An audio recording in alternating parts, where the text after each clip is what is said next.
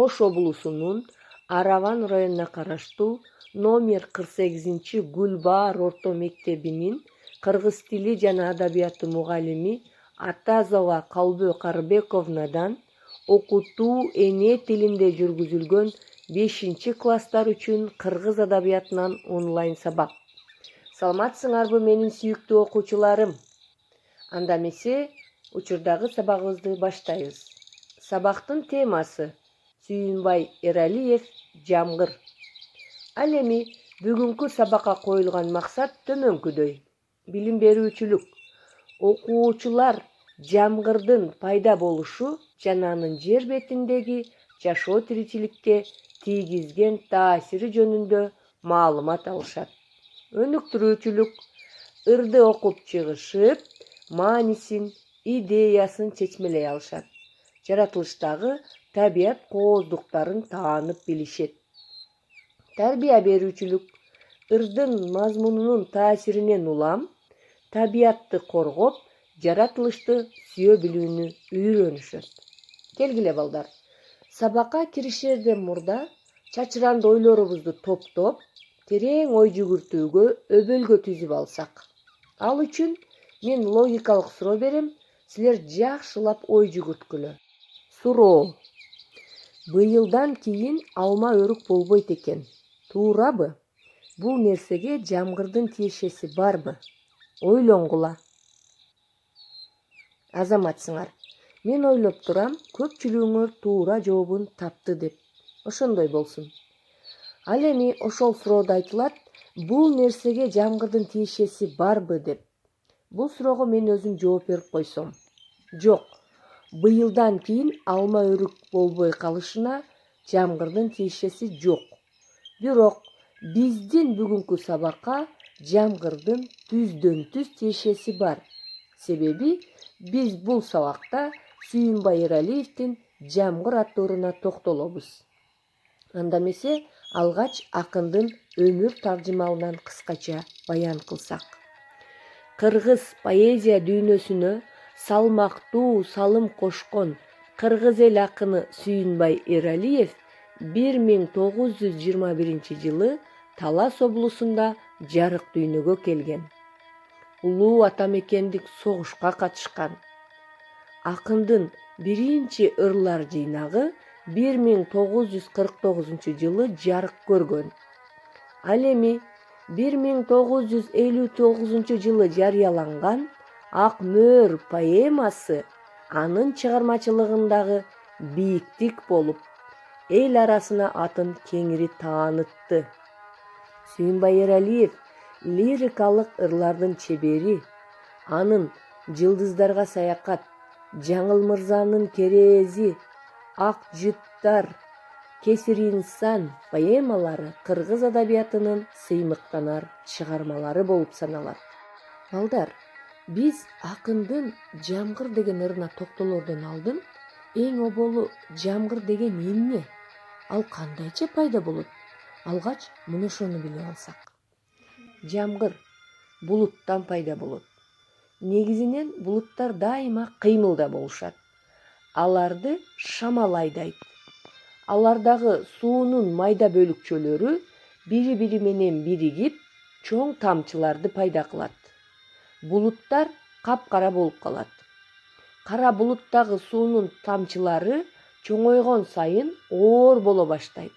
Натыйжада булуттар кармалып тура албай, жамгыр түрүндө жер бетине түшөт. Мына балдар, биз жамгырдын илимий аныктамасын билдик. Ал эми көркөм адабияттын тили менен кандай айтылат? Көңүл бурабыз. Сүйүнбай Эралиев жамгыр. Бүтүн жерге жамгыр жаады, жамгыр жаады чорголоп, а биз тышка чыга албастан калдык үйдө корголоп. Мен коргонуп олтурам да, ойлойм жамгыр тууралуу, жамгырдын да өз обону ырлары бар, туурабы? Жалбыракка тиет дагы шырп деп добуш чыгарат. Темирлерге тийген кезде ыйлагансыйт ыңаалап. Үнүн кошуп дарактарда термелишет, шуудурап, эмне мынча чаң болгонсуң, дене башын жуудурат. Чөптөр жерден баш көтөрүп, умтулушат жамгырга, жалбырактар аны жутуп, айтышкансыйт жан жырга. Анакей балдар, байкадыңарбы? Ырда айтылат, жамгыр жааганда айлана чөйрө өзүнчө бир кайталангыс көрккө бөлөнөрүн, жер бетиндеги жашоо тиричиликке өзгөчө бир таасир тийгизерин, сенин өлбөс кубатыңдан жер ойгонот жаз жандуу деп айтат. Билесиңер балдар, жер бетиндеги агын суулар ошол жер бетинин бардык жерине толугу менен жетпейт.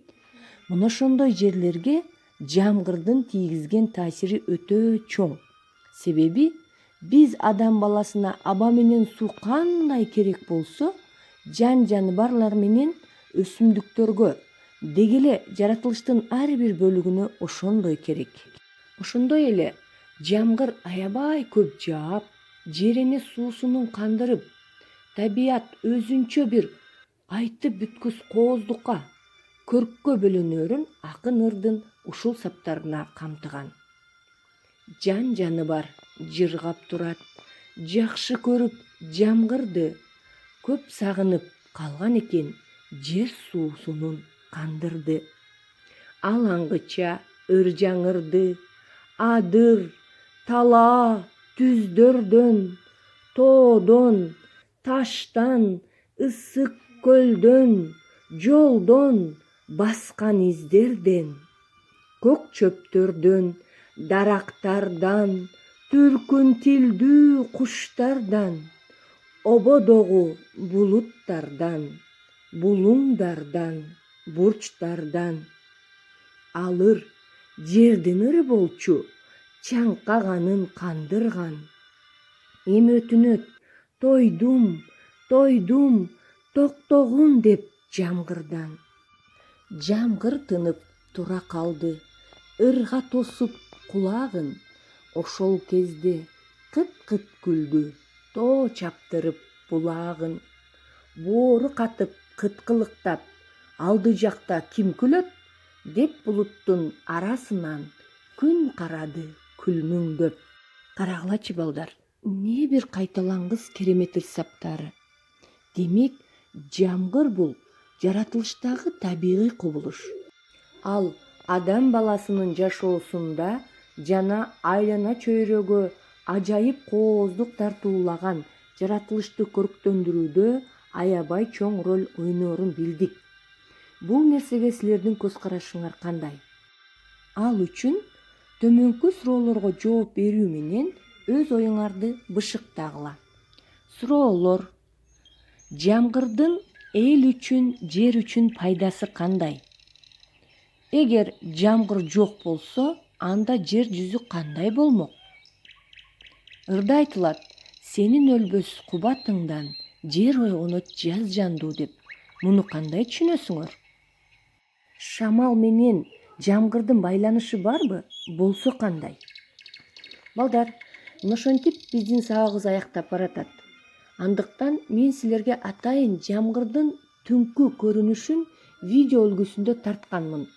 Себеби биз жамгырдын күндүзү жааган учурун гана көрүп, балким жамгырдын түнкү көрүнүшүн байкабай жүргөндүрбүз.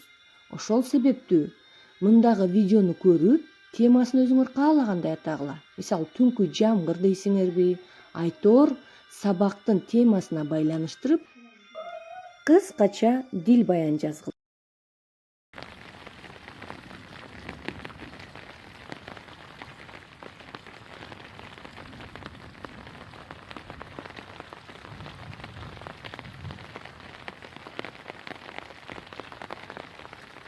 Мына ошону менен бүгүнкү онлайн сабагыбыз соңуна чыкты. Саламатта калгыла.